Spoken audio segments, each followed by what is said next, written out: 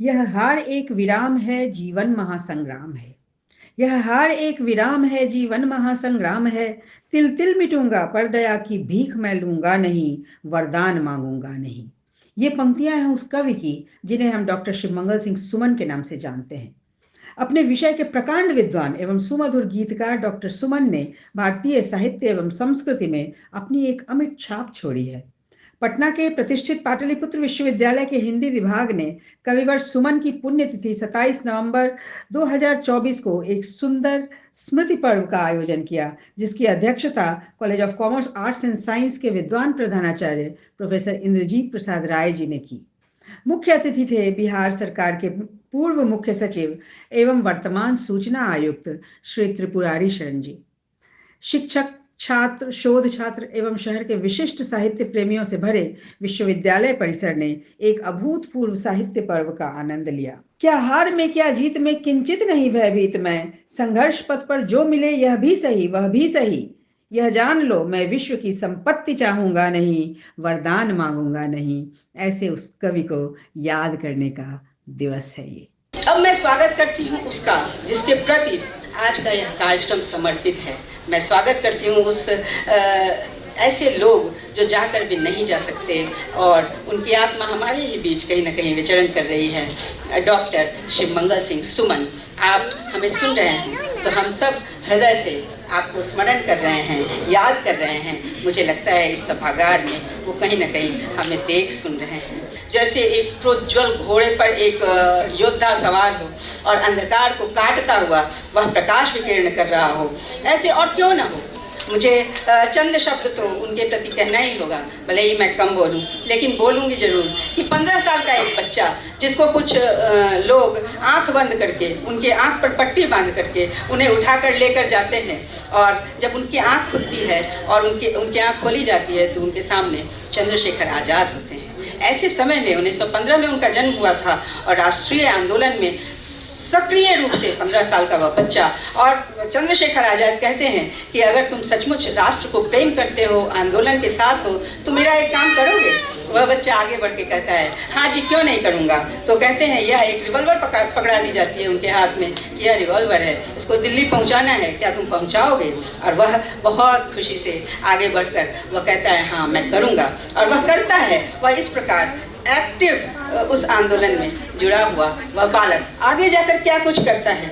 वह उन्नाव में जन्म लेता है, उज्जैन और ग्वालियर में उनकी शिक्षा दीक्षा होती है। ग्वालियर में ही जब वो कवि कर्म करने लगते हैं, कविताएं करने लगते हैं, तो राम किशोर वर्मा जी एक कवि होते हैं जो वहाँ प्रख्यात कवि होते हैं। हमारी यही विडंबना है कि हम उन कवियों को सहेज कर नहीं रह पाते, जो अपने ही लिए प्रचार नहीं करते, अपने ही लोगों के बीच गाए नहीं जाते। आज इसी संकल्पना से आज हम लोगों ने शिवमंगल सिंह सुमन की यह पुण्यतिथि मनाने की सोची कि उनके बारे में उनको हाशिए पर डाल दिया गया है। तो खैर मैं चर्चा करूँ कि उन्होंने उन्हें सुमन नाम दिया था। वो राम किशोर वर्मा जी थे जो कवि थे वहाँ, और उन्होंने सुमन नाम दिया था।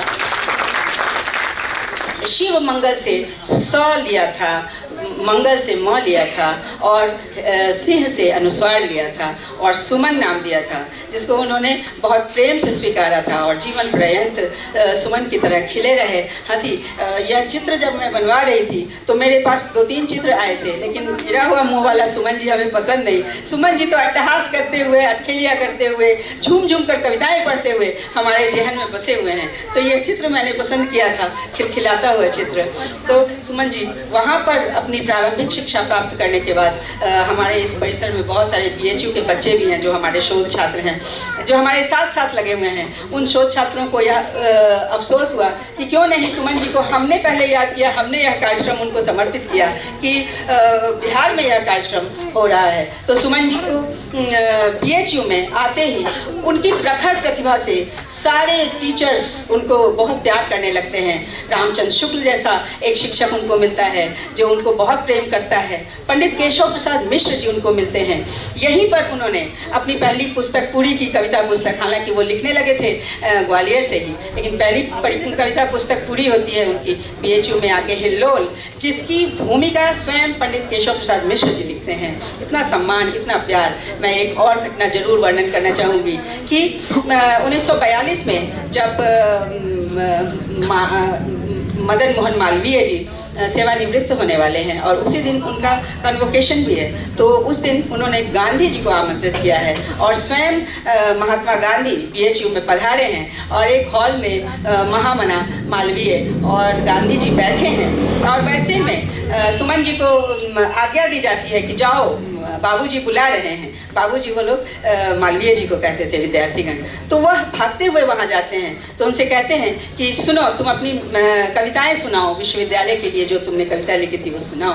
तो सुनाता है, हमारा विश्वविद्यालय, हमारा विश्वविद्यालय, हमारे ज्ञान का मंदिर, हमारे ध्यान का मंदिर। जब भी वह गाना शुरू करता है, जब तीसरे छंद में आता है तो आते हैं तो मालवीय जी रोकते हैं, कहते हैं कि रुक जाओ, अब नहीं, आगे नहीं, इससे आगे जो तीसरा छंद छोड़ दो, चौथे छंद में आ जाओ।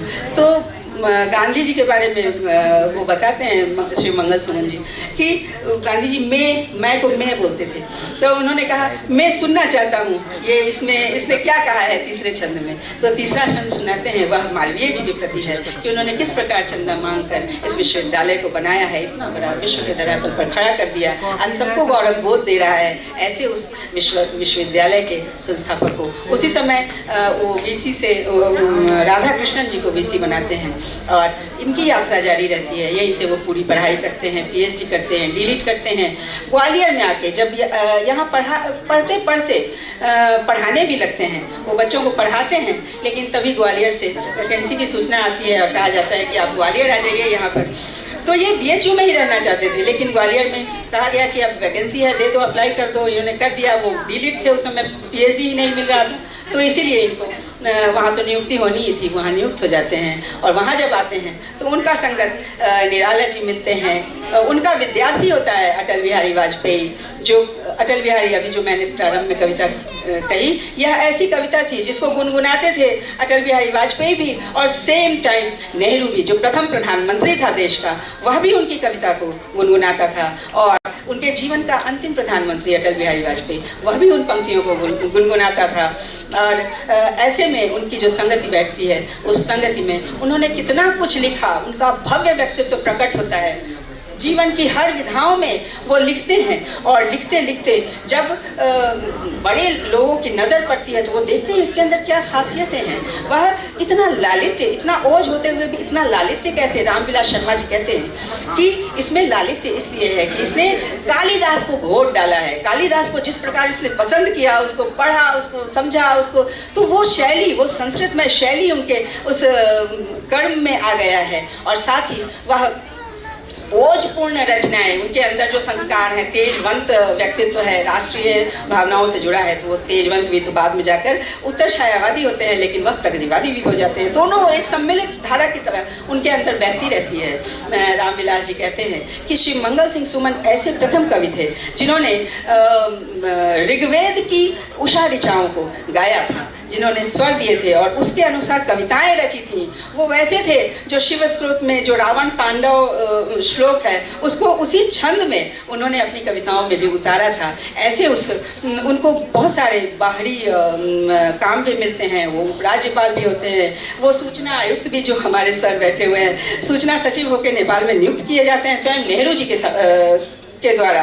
और नेहरू जी उनको कहते हैं कि अपनी कविता के अनुसार ही अपना जीवन धारण करना। और नेहरू जी के प्रति इतना प्रेम रहता है उनके अंदर में। नामवर सिंह जी कहते हैं कि नेहरू जी का दूसरा, जो उनके व्यक्तित्व का दूसरा जो पक्ष है, उसको श्री मंगल सिंह सुमन ने कैसे समझा था। वह एक प्रधानमंत्री था, लेकिन वह एक साहित्यिक दिमाग का आदमी था, बहुत भावुक था, बहुत निर्मल था।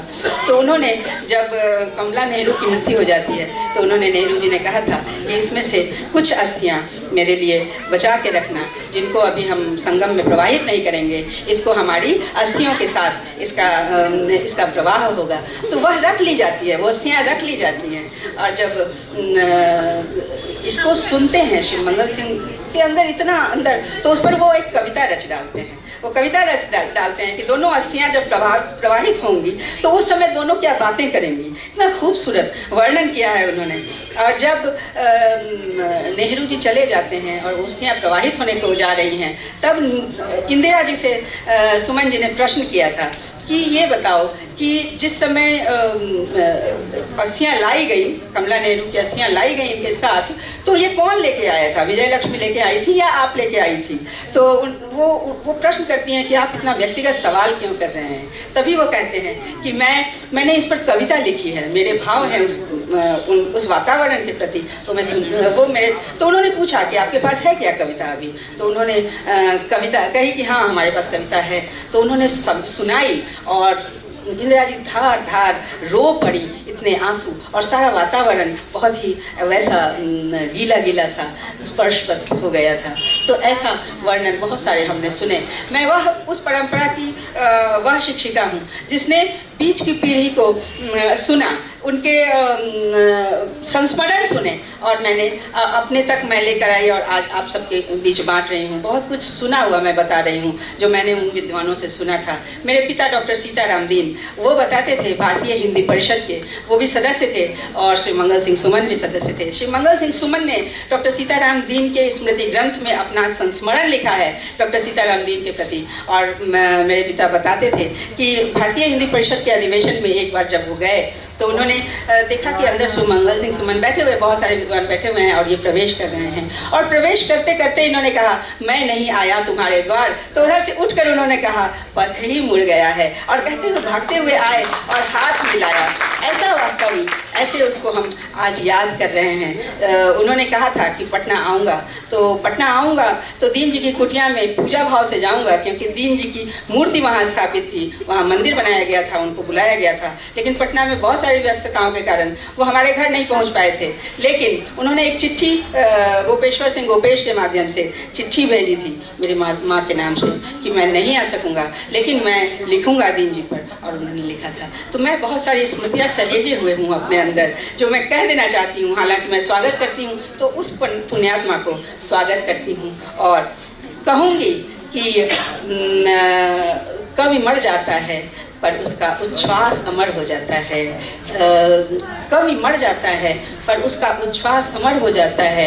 मिट्टी गल जाती है पर उसका विश्वास अमर हो जाता है। तो वह मिट्टी गल गई है, वह विश्वास हम सब के अंदर जीवित है। हम उस व्यक्तित्व को अपने अंदर धारण करेंगे और वैसे ही बनने की कोशिश करेंगे। बहुत